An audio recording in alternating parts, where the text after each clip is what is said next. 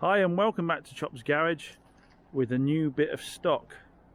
This has just come in from British car auctions and it's quite possibly the best car I've ever bought from British car auctions.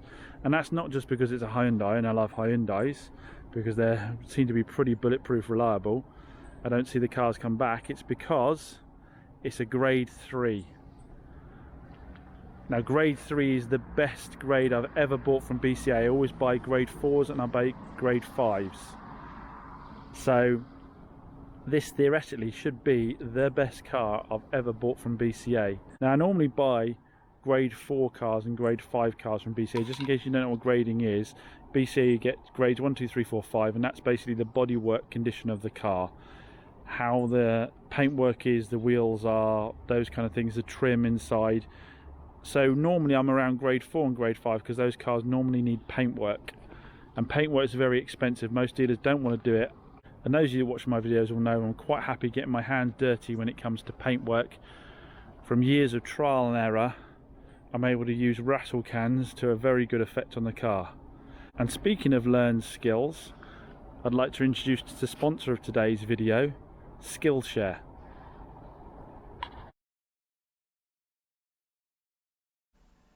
Skillshare is an online learning community with thousands of inspiring classes for creators. You can explore new skills, deepen existing passions, or get lost in a bit of creativity. You can choose from a huge amount of classes. Things that might interest some of you guys might be, if you are starting up your own new business, maybe a flipping business, is some website development. You can learn about marketing, and you can learn about being an entrepreneur. For example, you can see a couple of the classes I'm doing here.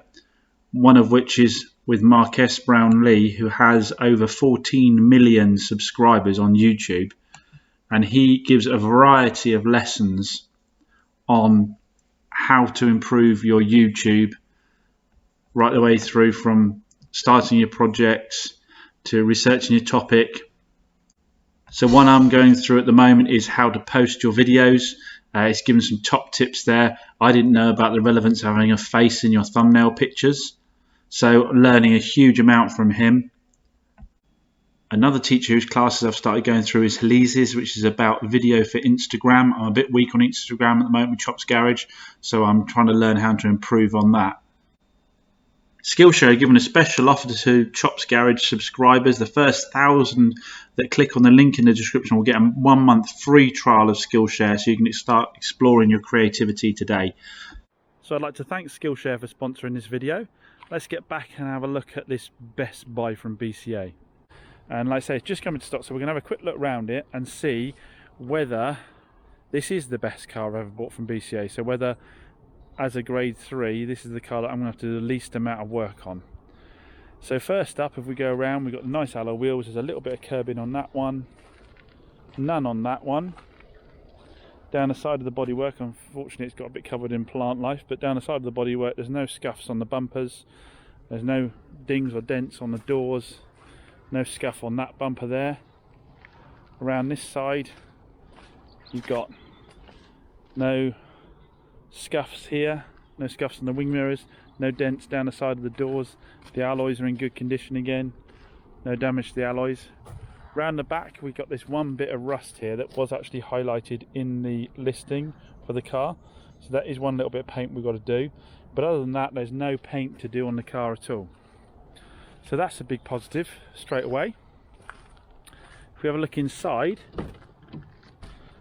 interior wise, all the trim's in good nick, no tears on any of the seats.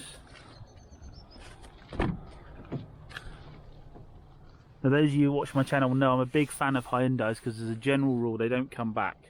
They're normally very well looked after vehicles. The type of people that buy Hyundais aren't the kind of people that rag them about the place.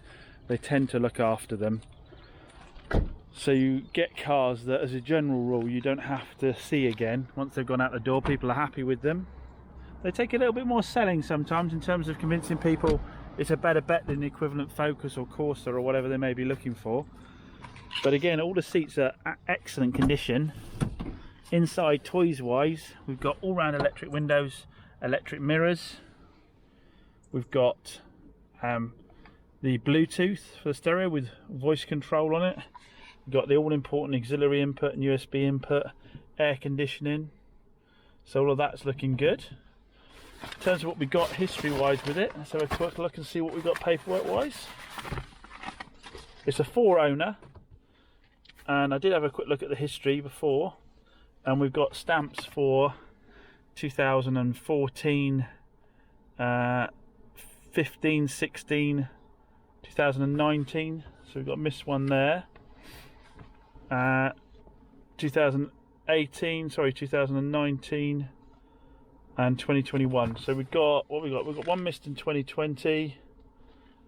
I don't know why we've got 2 in 2019. Sorry, 2017 that is, sorry. So we've got 1 service missed in 2020. So overall the service history is good. I'll say it's a 4-owner. I think we have got the manuals in here somewhere.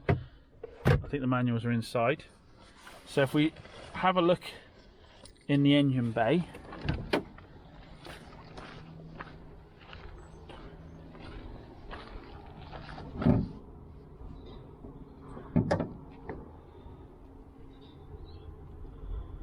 you can see it's all very clean in here. We've got a sticker there that says first 2021 MOT plus shocks and a service at 34,000 miles.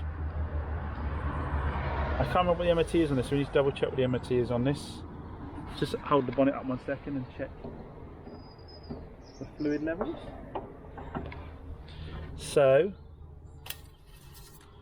oil is bang where it should be and super clean, so that service history looks like it's as it should be. That the oil should be clean because it's had that regular service history on it. Coolant's at the right level, so on that side of things it looks good. We always like to check that before we start the car up, so let's give her a start. So being chain driven, we're looking for chain rattle on startup.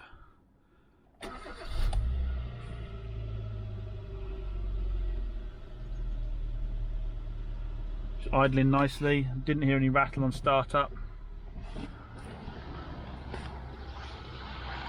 All sounds good.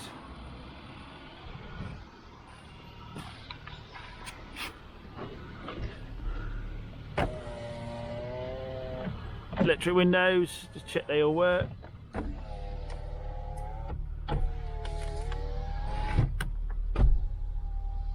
Sorry, wrong window.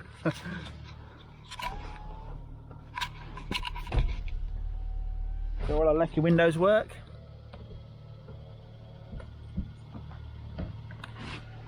Let's get the aircon on the go and see how that is. Ice cold aircon, beautiful.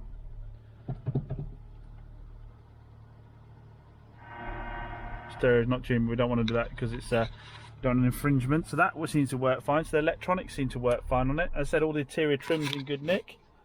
Now mileage on this one is super low. The mileage is only 36,251 miles. So mileage is mega low on it. So everything seems positive on that side of things.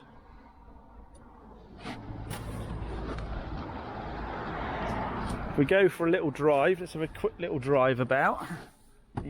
Just check that the clutch engages as it should. So first gear, clutch is about midway, so that's fine. Into second, no problem changing the second gear there. Bit of a clonk from the front, sounds like the suspension might be a bit knocky. Top mount sounds like to me, because I don't know what that sticker meant inside the engine bay. It might well mean that it's had shock absorbers, but I can hear it going clonk clonk as I turn the steering wheel, so that might well be the top mounts are bad on it.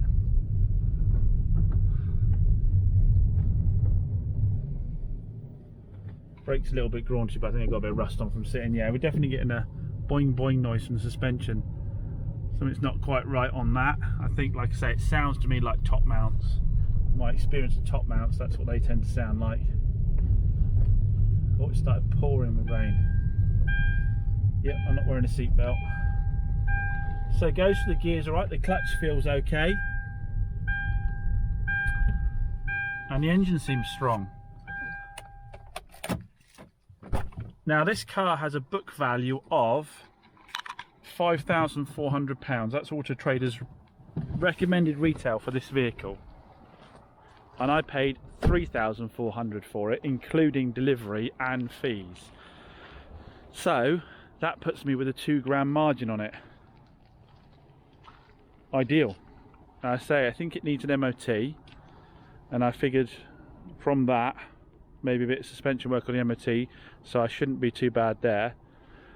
It came in at 9 o'clock. It's already actually sold by 12 o'clock, believe it or not.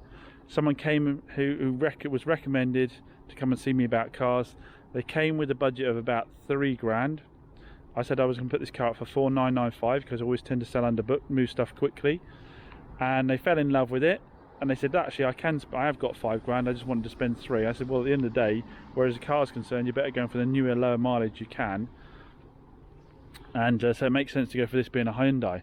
So I got it all booked in for its MOT on Monday. So it should be a nice quick flip, shouldn't it? You'd have thought so. But as I came out to the car just then, I spotted something that I hadn't spotted before, and I hadn't spotted in the pictures. And this is where presumably experience looking at pictures online helps, because I did wonder why I won it in a market that's a bit crazy at the moment. Look at that wheel. It's not straight, is it? Cambered right out. Sticking right out. So, popped under and had a little look underneath here. And to me, I think I can see a little bend in that rear axle. I think somebody's clumped the wheel and bent the rear beam going across the car, and that's why that wheel's sticking out like it is. Now I'll have to go back and look at the pictures. I can't see how. I don't think that would have been easy to spot in the pictures. I'll have to have another check and see if it was just me being daft. But I assumed a grade 3 Hyundai like this, that might well have been mentioned, but going back and look at the essential checks, and the essential checks don't actually cover anything like that on BCA, so I don't think I've really got any case against BCA unless any of you know any better. So what are we going to do? Well, I've had a quick look online. A rear beam isn't actually that expensive. About 150 quid I can get a rear beam.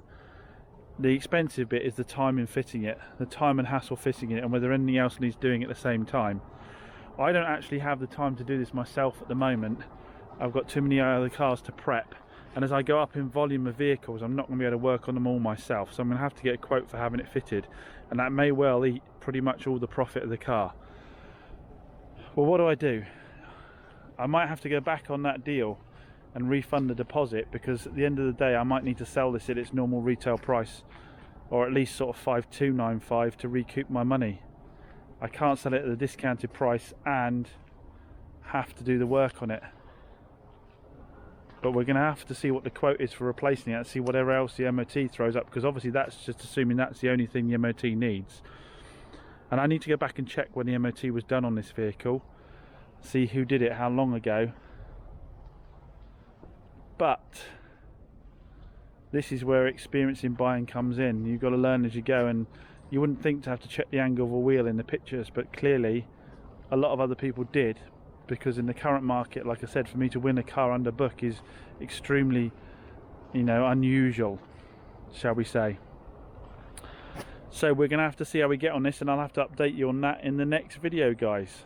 That's it for this video. Next video we're going to have to see what the results of that MOT are, whether I'm going to have to increase the price point, and whether the customer's going to accept that or not. So thanks for watching as always, and please support those companies that are supporting Chops Garage by taking a look at Skillshare and taking advantage of that 1 month free trial. The link is down below in the description of the video. Thanks for that. See you later, guys.